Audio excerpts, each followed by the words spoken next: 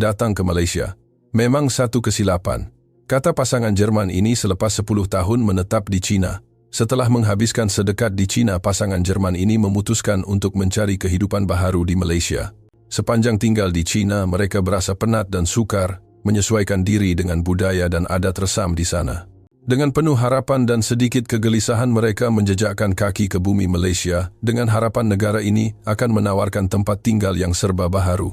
Namun tidak lama selepas tiba, mereka melontarkan kata-kata yang tidak disangka.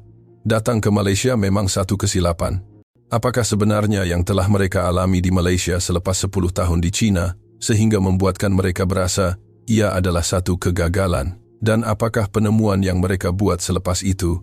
Apakah perbezaan budaya antara kegagalan China dan Malaysia serta pengalaman mengejutkan yang mereka rasai? Tonton sehingga akhir dan mari kita saksikan siri pengalaman menakjubkan yang mereka lalui di Malaysia. Nama saya Barbara, saya seorang warga Jerman. Saya tinggal di China bersama suami saya yang 5 tahun lebih tua daripada saya dan anak perempuan kami, Emilia. Walaupun saya memanggilnya anak perempuan, Emilia sudah hampir 30 tahun dan seorang dewasa yang berdikari. Seluruh keluarga kami adalah warga Jerman, tetapi disebabkan pekerjaan suami kami telah menetap di China selama 10 tahun. Kami mengambil keputusan untuk meninggalkan China yang kami kenali apabila suami bersara. Kami berdua berasa sungguh jemu dengan Asia. Sudah tentu selepas 10 tahun kami telah membiasakan diri dengan persekitaran itu, tetapi ia bukanlah tabiat, sebaliknya lebih kepada pengalahan. Jika ditanya sama ada kami menyukai kehidupan di China, jawabannya tidak sama sekali. Tinggal di China bukanlah kehendak keluarga kami. Sebaliknya, keputusan tergesa-gesa disebabkan pekerjaan suami. Saya betul-betul terkejut pada masa itu. Emilia baru sahaja diterima masuk ke sekolah pilihan pertamanya, dan tiba-tiba kami membuat keputusan untuk berpindah ke China. Mengingat kembali kesukaran itu, kami terpaksa tergesa-gesa mencari sekolah untuk Emilia berpindah dan segera berhijrah ke China. Emilia telah belajar bersungguh-sungguh untuk masuk ke sekolah pilihan pertamanya, jadi sudah tentu dia berasa sangat sedih pada masa itu, tetapi dia nampaknya cepat melupakan kekecewaannya karena sibuk belajar bahasa Cina. Kami tidak mempunyai keinginan yang kuat untuk terus tinggal di China, sebaliknya kami sentiasa berfikir untuk segera kembali ke Jerman. Bagi kami, suami istri Cina adalah tempat yang tidak dapat kami sayangi. Salah satu sebabnya ialah masalah kebersihan. Sejak kali pertama saya menjejakkan kaki di China, saya berasa sangat tidak senang dengan perkara ini. Mengapa begitu banyak sampah? Saya hampir tidak percaya apa yang saya lihat. Sampah bertebaran di merata-rata tempat di jalanan China, dan nampaknya ia dianggap perkara biasa. Walaupun di pusat bandar bekas kosong dan botol plastik dibuang tanpa rasa bersalah. Saya sering merungut. Saya tak percaya. Walaupun tong sampah diletakkan, sampah berselerak di sekelilingnya, membentuk gunung sampah. Pemandangan seperti ini ada di mana-mana dalam kehidupan seharian. Mengapa perkara seperti ini dibenarkan? Kekecewaan di hati saya semakin menumpuk. Di Jerman hampir tiada sampah di jalanan. Jika seseorang membuang sampah sembarangan, adalah perkara biasa bagi orang di sekeliling untuk segera menegur. Kami dididik dengan mendalam bahwa sampah harus dibuang di tempat yang ditetapkan. Namun kesadaran seperti ini tidak dirasakan di China. Nampaknya tiada siapa yang kisah tentang sampah di atas lantai. Adakah ini perbezaan dalam ciri kebangsaan? Sekali lagi saya merasai perbezaan budaya secara mendalam. Sangat sukar bagi kami warga Jerman untuk menyesuaikan diri dengan persekitaran yang kesadaran kebersihannya rendah. Selain itu, saya berasa amat tidak selesa dengan kekotoran tandas awam. Saya sudah tidak tahan lagi. Saya tidak tahu berapa kali saya telah memikirkannya. Tandas di pusat membeli belah bandar agak bersih, tetapi sebaik sahaja kami tersasar sedikit dari pusat bandar, kami sering menemui tandas seperti neraka. Sampah seperti kertas tandas dan beg plastik berselerak di atas lantai, dan seringkali lantai basah kuyup dengan air atau najis dibiarkan begitu sahaja. Ia adalah pemandangan yang sukar dipercayai. Adakah tempat ini benar-benar digunakan oleh manusia? Pemandangan ini membuatkan saya ragu-ragu. Semasa anak perempuan saya, Emilia, masih kecil, dia pernah mahu menggunakan tandas awam di kawasan luar bandar. Dia terpaku melihat kekotoran itu dan tidak mahu lagi masuk ke tandas seperti itu. Sejak itu saya memutuskan untuk mengelak daripada tandas kotor di China sebisa mungkin, tetapi setiap kali kami pergi jauh, saya terpaksa memeriksa terlebih dahulu tandas yang bersih. Ini benar-benar menyusahkan. Saya mengeluh berkali-kali. Alangkah baiknya jika semua tandas sekurang-kurangnya bersih seperti di Jerman. Seterusnya, saya juga mempunyai banyak ketidakpuasan hati terhadap adab orang Cina. Tingkah laku yang tidak beradab yang tidak dapat dibayangkan di Jerman dianggap perkara biasa di Cina. Terutamanya hingar-bingar di tempat awam membuatkan saya sangat terkejut. Golongan muda berkumpul di hadapan stesen dan membuat bising. Wanita pertengahan umur yang tidak menghiraukan orang lain di pusat membeli belah.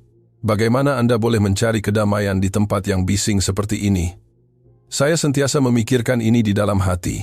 Di Jerman, menjaga ketenangan di tempat awam adalah perkara biasa dan hampir tiada sesiapa pun yang membuat bising. Oleh itu, setiap kali saya melihat pemandangan bising di Cina, saya tidak dapat menyembunyikan rasa terkejut saya. Saya amat berharap anak perempuan saya, Emilia, dapat menjadi seorang wanita yang berkelas dalam apa jua persekitaran, dan saya tidak mahu dia terbiasa dengan persekitaran yang bising ini. Saya memberitahu Emilia berkali-kali bahwa saya mahu dia membesar menjadi wanita yang elegan tanpa mengikut arus. Tetapi kerana rakan-rakan di sekelilingnya semuanya bising, saya bimbang tentang cara mendidiknya. Sangat sukar untuk mendidik tentang adab tanpa mengeluarkan wang, dan kadang-kadang saya berasa putus asa. Mungkin sudah terlambat di negara ini.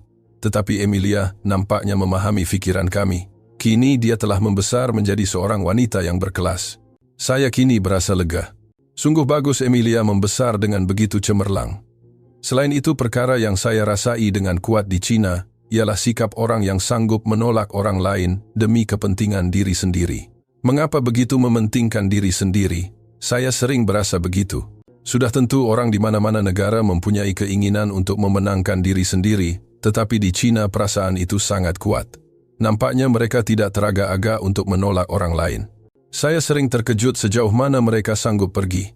Tingkah laku seperti itu sering dilihat terutamanya semasa menaiki bas atau beratur menunggu pintu pusat membeli belah dibuka. Perkara seperti ini pasti tidak akan berlaku di Jerman. Saya terperanjat dengan perbezaan ini. Di Jerman, perbuatan menolak orang lain untuk maju ke hadapan dianggap tidak elok dan akan dipandang serong. Saya tidak tahu berapa kali saya berdoa dalam hati agar semua orang melihat sekeliling sebelum bertindak, tetapi ia tidak pernah menjadi kenyataan. Bandar-bandar di Cina dipenuhi dengan bangunan tinggi yang populer di kalangan anak muda, dan budaya film dan televisyen juga berkembang ke luar negara. Oleh itu, di permukaan ia memberikan gambaran yang sangat mewah. Malah bilangan pelancong asing juga telah meningkat. Saya juga pernah berasa, Cina juga telah banyak berubah ya. Namun di sebalik pemandangan jalan yang mewah itu, terdapat pemandangan yang seolah-olah dunia lain. Sebaik sahaja Anda memasuki lorong belakang, tiba-tiba Anda akan melihat pemandangan simen kelabu tanpa warna. Sampah berselerak, dan ramai orang hidup di jalanan. Saya tidak percaya tempat seperti itu wujud. Saya meragui mata saya. Sudah tentu Jerman juga tidak sepenuhnya bebas daripada tempat-tempat seperti itu, tetapi di Cina perbezaan itu sangat besar dan meninggalkan kesan yang kuat kepada saya. Mengapa tiada siapa yang cuba menyelesaikannya? Saya berasa pelik, tetapi nampaknya negara tidak mengambil sebarang langkah balas. Walaupun terdapat begitu banyak tempat bermasalah, seluruh negara kelihatan seolah-olah tidak kisah. Saya tidak dapat menahan perasaan bahwa ini adalah negara yang indah di permukaan sahaja. Akhirnya, penyelenggaraan kemudahan seperti jalan raya dan taman di Cina sangat sambil lewa. Ini juga merupakan kejutan budaya bagi saya. Bolehkah ia sembarangan begini? Saya sering terkejut. Contohnya, jalan berhampiran tempat tinggal kami adalah cerun yang sangat curam, dan ia bukan sahaja cerun biasa, tetapi ia juga condong ke kiri dan kanan. Ia adalah jalan yang sangat sukar untuk dilalui. Ini seperti bermain permainan halangan setiap hari, kata saya bergurau, tetapi sebenarnya setiap kali saya berjalan di jalan itu saya berasa tidak selesa yang tidak boleh dianggap gurauan. Badan bergoyang ke atas, bawah, kiri dan kanan, dan saya terpaksa berusaha keras untuk mengekalkan keseimbangan. Dengan kecondongan yang melampau, saya marah setiap hari dan berpikir siapa yang mereka bentuk jalan ini. Saya juga memberitahu suami saya, kami sudah tua, jalan seperti ini sangat membebankan. Kami tidak lagi muda dan berjalan di jalan seperti ini setiap hari memberikan beban yang besar kepada badan kami. Terutamanya suami saya, akibat berjalan di jalan yang condong ke kiri dan kanan, secara berterusan dia mencederakan pinggul dan kakinya. Kami mula berasa sukar untuk terus hidup di sini. Ini juga merupakan sebab penting mengapa kami memutuskan untuk meninggalkan Cina. Saya mengeluh berkali-kali. Perbezaan ketinggian atas bawah boleh diterima, tetapi sekurang-kurangnya baiki kecondongan kiri dan kanan itu. Saya berasa sangat kuat bahwa infrastruktur yang lebih baik diperlukan memandangkan kesihatan dan keselamatan rakyat. Maka kehidupan di China dipenuhi dengan banyak kesukaran dan ketidakpuasan hati. Masalah kebersihan, perbezaan dalam adab awam dan infrastruktur yang tidak sempurna adalah sebab mengapa keluarga kami tidak dapat menyukai China. Dengan persaraan suami istri akhirnya membuat keputusan. Kami tidak perlu bersabar lagi. Kami memutuskan untuk meninggalkan China dan kembali ke Jerman. Walau bagaimanapun ketika kami mula bersiap untuk kembali ke Jerman, anak perempuan kami Emilia membuat pengakuan yang mengejutkan. Saya akan berkahwin dengan orang Malaysia. Saya tidak dapat menyembunyikan rasa terkejut saya. Apa yang kamu katakan? Saya menjerit tanpa sadar. Saya tidak pernah mendengar Emilia mempunyai seseorang yang istimewa. Saya menganggap Emilia akan pulang ke Jerman bersama kami dan berkahwin dengan orang Jerman pada masa hadapan. Pengakuan yang tidak dijangka itu membuatkan saya dan suami terpinga-pinga. Emilia kemudian berkata, "Saya rasa saya akan tinggal di Malaysia mulai sekarang." Ayah dan ibu kenapa tidak datang dan tinggal di Malaysia juga? Apabila dia berkata begitu kami menjadi panik, tinggal di Malaysia. Saya dan suami berpandangan, saya sudah jemu dengan kehidupan di China dan hanya mahu melarikan diri dari Asia dan kembali ke Jerman. Malaysia sudah tentu berada di Asia dan ia adalah wilayah yang berdekatan dengan China. Saya benar-benar tidak menjangkakan budaya di dua tempat yang begitu berkait rapat itu akan banyak berbeza. Walaupun saya rasa ia tidak masuk akal untuk memulakan kehidupan Asia, sekali lagi saya tidak dapat membayangkan hidup di negara yang berbeza dengan satu-satunya anak perempuan kesayangan kami. Saya bimbang tentang perkara ini tanpa henti. Walaupun begitu akhirnya keinginan untuk berada di sisi Emilia mengatasi segalanya, kami memutuskan untuk berhijrah ke Malaysia bersama Emilia. Kami sudah merasakan bahwa budaya Cina tidak sesuai dengan kami, jadi kami berasa cemas tidak menjangkakan akan ada perubahan besar walaupun kami berpindah tempat. Kami hanya boleh berdoa. Harap-harap ia lebih baik daripada Cina, itulah perasaan kami. Walau bagaimanapun tidak lama selepas tiba di Malaysia, kami mengalami siri kejutan yang luar biasa. Perkara pertama yang kami rasai ialah segala-galanya di sini jauh lebih bersih berbanding China. Betapa berbezanya dengan China. Suami saya juga terkejut. Tetapi di kebanyakan negara hanya kawasan lapangan terbang sahaja yang bersih dan kemas, jadi saya masih tidak berani berpuas hati. Namun di dalam LRT, MRT, dalam perjalanan ke pusat bandar saya segera merasai perbezaan dengan China. Tiada sehelai sampah pun di dalam coach kereta api. Di manakah tong sampah? Rasa ingin tahu saya mula mencari tong sampah. Ternyata terdapat tong sampah yang sangat kecil dan tidak mencolok diletakkan di hadapan pintu keluar masuk, tetapi ia hampir kosong. Saya terkejut. Ia kecil, tetapi hampir tiada apa-apa di dalamnya. Tambahan pula tiada sampah sama sekali di atas lantai atau di tempat duduk. Kemanakah perginya sampah itu? Saya keliru. Saya hanya menemui jawabannya apabila saya memerhatikan orang di sekeliling. Hampir tiada sesiapa pun di dalam koce kereta api yang melakukan aktiviti yang akan menghasilkan sampah. Saya terkejut. Apa yang semua orang lakukan? Semua orang duduk diam melihat pemandangan di luar tingkap, atau mendengar musik dengan fon kepala, atau melayari telepon pintar mereka. Tiada seorang pun yang dilihat makan snack atau makanan bawa pulang, yang merupakan pemandangan biasa di China.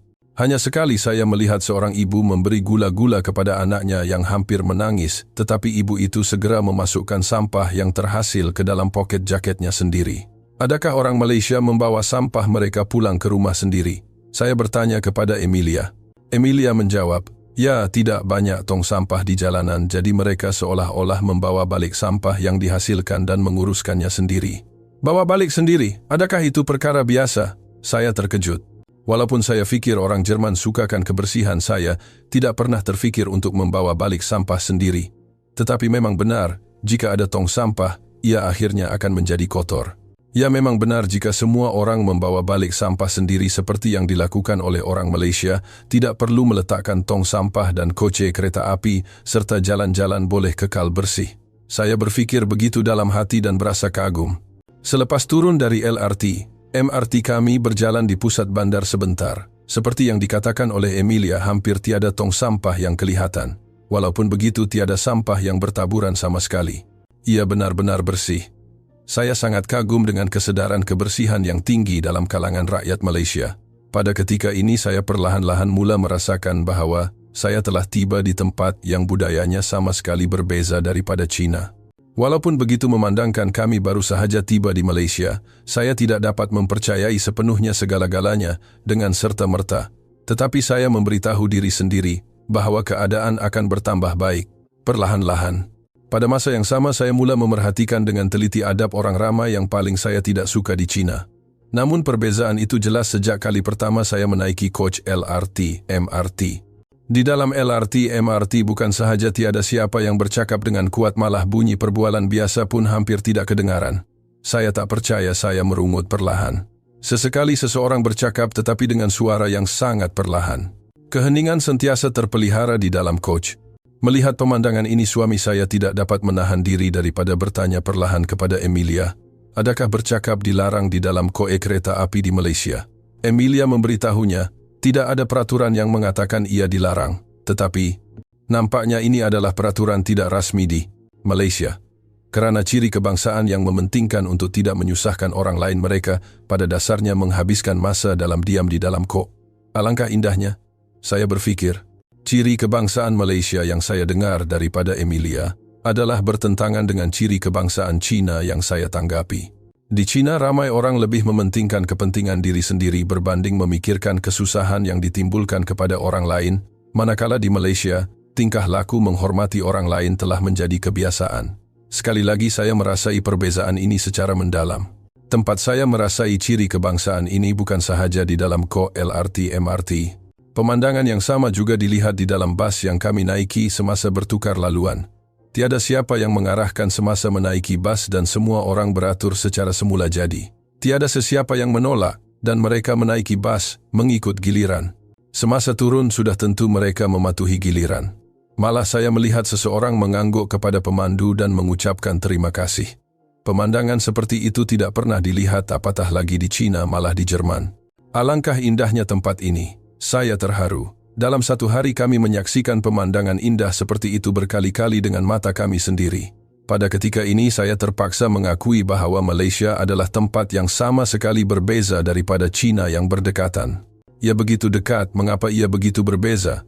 Saya bertanya kepada diri sendiri berkali-kali. Suami saya nampaknya mempunyai perasaan yang sama dan berkata, saya tak percaya ini adalah wilayah Asia yang sama. Walau bagaimanapun, keindahan Malaysia bukan sahaja terletak pada adab antara individu, tetapi juga pada penyediaan infrastruktur awam. Semasa tinggal di China, saya berasa putus asa dengan jalan yang teruk dan infrastruktur yang tidak sempurna, tetapi di Malaysia, masalah seperti itu tidak kelihatan sama sekali. Ia seperti datang ke dunia lain. Saya memberitahu suami saya. Jalan berkerikil yang tidak disediakan dengan betul atau jalan yang tidak rata yang saya lihat di China dan Jerman tidak kelihatan sama sekali di pusat bandar Malaysia. Malah setakat yang saya lihat tiada satu pun tempat seperti itu. Semua jalan diturap dengan tar yang licin. Saya tidak dapat menahan diri daripada memuji setiap langkah yang saya ambil, senangnya berjalan. Selain itu, terdapat sedikit cerun di Malaysia. Walaupun ada, ia adalah cerun yang landai dan mudah dilalui dengan kecuraman yang kecil, ia tidak menimbulkan tekanan. Saya kagum dengan betapa telitinya ia dibina. Tangga yang curam dilengkapi dengan susur tangan membolehkan orang seperti kami yang kakinya semakin lemah berjalan dengan selamat. Suami saya juga kelihatan lega dan berkata, dengan cara ini saya tidak perlu terlalu risau tentang mencederakan pinggul dan kaki saya. Tiada satu pun cerun yang tidak rata dengan perbezaan ketinggian kiri dan kanan yang kelihatan. Mengapa ia boleh disediakan dengan begitu sempurna? Saya terharu. Malaysia telah menyelesaikan dengan sempurna masalah yang saya hadapi semasa berada di China. Hanya setelah datang ke Malaysia, barulah saya sadar betapa penuhnya kesabaran dan pengalahan hari-hari saya di China. Di China saya sentiasa berkata kepada diri sendiri, orang Jerman dan orang China tidak sama. Walaupun ada rasa tidak puas hati saya akan hidup dengan berkompromi, saya fikir dengan berbuat demikian saya telah membiasakan diri dengan China, tetapi kini memikirkannya itu lebih kepada cuba menerima dengan pengalahan daripada membiasakan diri. Walau bagaimanapun di Malaysia tidak perlu berbuat demikian. Saya tidak percaya saya boleh menghabiskan setiap hari dalam persekitaran yang selesa seperti ini. Saya benar-benar terharu. Dengan ciri kebangsaan Malaysia, saya dapat hidup dengan perasaan positif tanpa perlu bersabar. Ini mungkin kebahagiaan sejati. Saya sungguh merasai begitu. Dan apa yang menjadikan kehidupan di Malaysia lebih indah, ialah perkhidmatan pekerja Malaysia yang teliti. Kami suami isteri memutuskan untuk berpindah dan mengemas barang dan segera memulakan perjalanan untuk melancong ke pelbagai tempat di Malaysia untuk lebih memahami negara itu. Setelah tiba, kami mendaftar masuk di hotel destinasi pertama kami. Sambutan pekerja Malaysia di sana sangat menakjubkan dan membuatkan saya terharu. Apabila kami membawa bagasi kami ke lobi untuk mendaftar masuk, seorang pekerja segera datang berlari dan berkata kepada kami, "Anda pasti penat. Biar kami uruskan bagasi Anda." Setelah saya mengucapkan terima kasih, dia tersenyum dan menyelesaikan semua prosedur yang diperlukan dengan lancar sebelum kami sempat bercakap. Saya kagum dengan keprihatinan yang halus itu. Apabila saya merungut perlahan bahwa saya berasa sedikit dahaga, dia segera bertanya, "Perlukah saya sediakan air untuk Anda?" Sambutan seperti itu membuatkan saya terharu. Semangat perkhidmatan ini benar-benar hebat. Di China, walaupun di hotel kelas pertama jarang sekali perkhidmatan yang begitu teliti. Tetapi di Malaysia, di mana sahaja kami menginap, pekerja melayan saya dengan penuh teliti. Saya semakin menyukai Malaysia, sebuah negara yang mempunyai budaya yang mementingkan pelanggan. Sejak itu, hari-hari kami di Malaysia adalah siri kejutan dan emosi yang berterusan. Walaupun ia adalah negara yang berbeza daripada Jerman tempat kami dilahirkan dan dibesarkan, saya dan suami mempunyai impian dan harapan yang besar untuk kehidupan kami di Malaysia. Kami yakin bahawa kami pasti dapat menghabiskan setiap hari dengan indah di Malaysia ini. Jangkaan untuk masa depan semakin meningkat. Hanya sahaja dari sudut pandangan bahawa kami sepatutnya kembali ke Jerman tetapi tidak dapat kembali. Datang ke Malaysia memang satu kesilapan, ya. Walaupun begitu, kami berasa dari lubuk hati kami, sungguh bagus Emilia memilih tempat ini. Adalah wajar untuk merasakan perbezaan budaya dan persekitaran apabila hidup di tempat selain tempat kelahiran dan pembesaran Anda. Pada mulanya terdapat kekeliruan, ia seperti sedikit berbeza, dan perlahan-lahan perasaan tidak selesa itu terkumpul. Ini mungkin pengalaman yang dikongsi oleh semua orang yang tinggal di luar negara. Walaupun begitu, jika Anda terpaksa hidup sambil menahan adab dan adat resam tempatan yang Anda tidak boleh terima sama sekali, tekanan itu tidak dapat diukur. Bukan sahaja tekanan, ia juga akan memberi kesan besar kepada aspek mental, malah berisiko merosakkan kesihatan.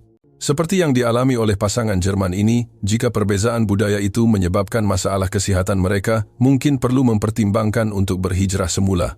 Saat Anda merasakan bahawa Anda tidak boleh terus hidup dalam persekitaran yang memberi kesan buruk kepada kesihatan Anda, tempat itu bukan lagi tempat Anda harus tinggal. Ini menunjukkan secara mendalam bahawa negara atau kerajaan tempatan yang ingin menarik pendatang harus mengambil kira risiko tersebut terlebih dahulu dan benar-benar melaksanakan infrastruktur yang diperlukan. Contohnya penutup lurang. Penutup lurang di Malaysia hampir tidak mempunyai perbezaan ketinggian dengan jalan raya. Kesan yang dirasai apabila berjalan atau memandu melaluinya adalah sangat kecil. Walau bagaimanapun, di China dikatakan terdapat penutup lurang yang lebih rendah daripada permukaan jalan, atau sebaliknya penutup lurang yang menonjol lebih tinggi daripada jalan. Ini sungguh mengejutkan. Penutup lurang diletakkan untuk menghubungkan bawah tanah dan atas tanah, jadi tahap tenggelam. Yang tertentu boleh difahami, tetapi mengapa ia menonjol keluar adalah membingungkan. Oleh itu adalah wajar untuk berfikir, tidak bolehkah sesuatu dilakukan? Selain itu, di China dikatakan kadang-kadang terdapat lubang berbahaya yang membuatkan orang tertanya-tanya, mengapa ada lubang di sini? Ini juga berkaitan dengan jalan yang tidak disediakan dengan baik yang disebutkan dalam cerita sebelumnya. Tiada siapa yang tahu sama ada ia sengaja digali semasa pembinaan jalan raya atau terbentuk secara tidak sengaja. Dan dikatakan bahawa lubang berbahaya seperti itu dibiarkan begitu sahaja. Di Malaysia, Anda tidak perlu berjalan sambil risau sama ada terdapat lubang di jalan, tetapi di China, jika Anda berjalan tanpa berhati-hati, Anda mungkin menghadapi bahaya. Mengenai jalan yang tidak disediakan dengan baik seperti ini, sesetengah orang mungkin berfikir bahawa ia adalah masalah di kawasan luar bandar. Tetapi sebenarnya terdapat juga tempat yang penyediaannya tidak sempurna, walaupun di pusat bandar. Meminjam kata-kata wanita Jerman yang muncul dalam cerita ini adalah kekurangan pertimbangan untuk membolehkan orang ramai menggunakannya dengan sihat. Contohnya, perbezaan ketinggian anak tangga. Di China tidak jarang tangga mempunyai ketinggian dan lebar setiap anak tangga yang tidak seragam. Tangga biasa mempunyai ketinggian setiap anak tangga yang hampir sama dan saiz yang serupa, jadi Anda boleh menaikinya dan menuruni dengan selamat. Walau bagaimanapun, di China disebabkan ketidakseragaman tangga, Anda tidak boleh berjalan mengikut rentak. Tidak jarang berlaku kemalangan tersadung akibat perbezaan ketinggian anak tangga yang sedikit. Adalah wajar untuk mempersoalkan. Bagaimana Anda boleh naik dan turun dengan selamat jika ia begitu tidak sekata? Penyediaan kemudahan awam di China adalah sambil lewa. Ini boleh dikatakan masalah besar dalam infrastruktur. Mengapa begitu sambil lewa adalah perkara yang sering dirasai apabila hidup di China. Selain itu, walaupun pusat bandar China mewah dan meriah, sebaliknya terdapat juga banyak kemiskinan. Tidak kira betapa makmurnya pusat bandar, ia menyedihkan untuk memikirkan orang yang berjuang di sebaliknya. China telah menjadi negara yang populer di kalangan anak muda dalam beberapa tahun kebelakangan ini melalui film dan televisyen dan fashion. Ini karena budaya China mendapat perhatian di seluruh dunia. Pusat membeli belah dan kemudahan komersial yang menarik ramai orang. Walau bagaimanapun, di sisi lain terdapat juga banyak kesukaran bagi orang yang tinggal di China. Bukan sahaja kemewahan di permukaan, tetapi juga orang yang tinggal di bandar itu mesti dipertimbangkan. Saya berasa sangat kuat tentang perkara ini. Bukan sahaja budaya dan fashion yang menarik perhatian dunia, tetapi menyediakan persekitaran yang lebih selamat dan selesa untuk penduduk juga sama penting. Tidak ada gunanya mempunyai pusat membeli belah yang hebat jika keselamatan di bawah kaki tidak terjamin. Adalah bagus bahwa China mendapat perhatian dunia, tetapi penting juga untuk memahami betapa banyak kesukaran yang ditanggung oleh rakyat biasa di sebaliknya. Jangan hanya fokus pada bahagian yang mewah, tetapi juga beri perhatian kepada apa yang ada di bawah kaki, yaitu asas kehidupan. Saya berpendapat sedemikian. Ini bukan sahaja terpakai kepada China, tetapi juga kepada mana-mana negara. Saya rasa banyak negara harus melihat ke belakang bukan hanya pada kemewahan di permukaan dan mengambil tindakan. Sudah tentu Malaysia juga tidak sempurna dalam segala hal. Tetapi hakikat bahwa infrastruktur dan perkhidmatan awam Malaysia dinilai oleh orang luar seperti pasangan Jerman yang muncul dalam cerita ini adalah sesuatu yang boleh dibanggakan oleh kita rakyat Malaysia. Walau bagaimanapun, kita tidak boleh berpuas hati dengan ini. Kita rakyat Malaysia juga mesti meningkatkan kesedaran masing-masing dan menyasarkan untuk membina masyarakat yang lebih baik untuk didiami. Saya merasai ini sekali lagi. Bukan sahaja infrastruktur yang baik disediakan, tetapi juga penting bahwa semua orang dapat menikmati manfaatnya. Bukankah menjadi tanggung jawab kita yang hidup pada masa kini untuk mewariskan asas yang telah dibina di Malaysia kepada generasi akan datang dan mengembangkannya lagi? Apa pendapat Anda? Video hari ini berakhir di sini. Kami menunggu komen Anda di bahagian komen. Terima kasih kerana menonton sehingga akhir. Jumpa lagi dalam video seterusnya.